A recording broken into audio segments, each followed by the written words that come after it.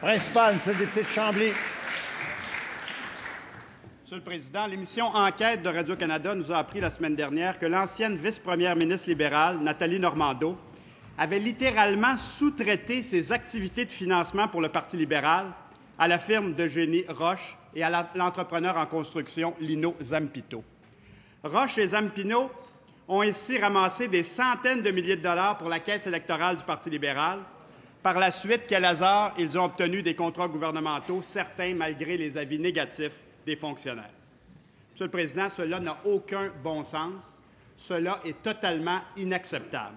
Est-ce que le premier ministre, par ailleurs responsable de l'éthique dans ce gouvernement, pourrait se lever en cette Chambre et condamner de façon inconditionnelle et sans réserve le comportement de Nathalie Normando? Monsieur le ministre des Affaires municipales. Alors, merci, Monsieur le Président. Contrairement à l'affirmation qui vient d'être véhiculée, je tiens à mentionner que le ministère des Affaires municipales des régions d'occupation du territoire a tenu à préciser, à émettre un communiqué, ce qui est quand même assez rare, pour rappeler les faits suivants par rapport à la mise aux normes du projet d'épuration, qui a fait l'objet donc d'un reportage à l'émission Enquête. Ça a été fait dans le respect complet des normes du programme d'aide aux infrastructures municipales. Il touchait deux volets, un pour la mise aux normes, deuxièmement pour l'agrandissement. La mise aux normes a été financée. L'agrandissement, contrairement à ce que laisse entendre le reportage, n'a pas été visé. Pourquoi? Parce qu'il n'était pas admissible au programme. Troisièmement, aucune demande dans le but de valider l'information véhiculée n'a été faite au ministère par Radio-Canada préalablement à la diffusion. C'était à le déposer. Pas plus que l'information. Si le député de l'opposition l'avait fait, il aurait pu vérifier au ministère que tout était fait de façon conforme. Bravo.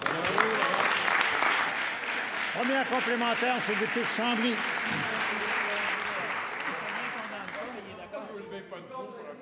Consentement pour dépôt. Monsieur le leader, consentement pour dépôt. Consentement. Monsieur le Président, comment le premier ministre responsable de l'éthique peut-il rester assis et ainsi justifier que des firmes d'ingénieurs comme Roche, comme BPR, organisent des cocktails de financement pour un ministre du Parti libéral, un ministre qui, comme par hasard, octroie ensuite un contrat à ces mêmes firmes d'ingénieurs contre l'avis de ses fonctionnaires? Monsieur le Président, est-ce que le premier ministre peut se lever et condamner cette façon de faire de façon inconditionnelle et sans réserve? On s'attend, Monsieur le Président, à une condamnation de la part du premier ministre. C'est quand même sérieux comme problème. Monsieur le premier ministre, on vous attend.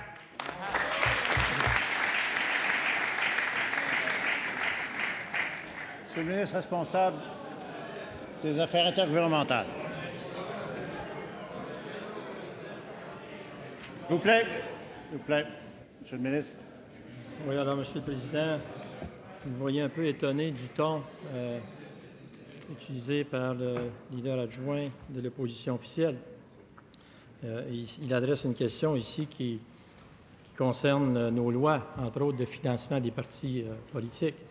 Est-il nécessaire, Monsieur le Président, de rappeler que nous avons ici adopté une réforme par plusieurs lois, dont l'une qui traite des prête-noms, la loi 113, une autre 118 sur le financement des partis politiques qui donne des pouvoirs accrus au directeur général des élections, une autre qui vient faire en sorte que tout donateur doit s'identifier dorénavant quand il fait un don. Nous avons réduit la contribution de 3 000 à 1 000 $. Est-il nécessaire? Je le viens de dire. Deuxième complémentaire, M. le député de Chambly. Monsieur le Président, je constate que le premier ministre refuse de condamner les dérives libérales de Nathalie Normando. De plus en plus, la population du Québec commence à comprendre comment fonctionne le système libéral. Un don au ministre de la Famille, une place en garderie. Un don libéral à la ministre des Affaires municipales, une subvention municipale, et j'en passe, Monsieur le Président. Est-ce que le premier ministre pourrait prendre ce problème au sérieux, se lever et condamner de façon inconditionnelle et sans réserve le comportement de Nathalie Normando? La population veut une réponse. Monsieur le leader du gouvernement.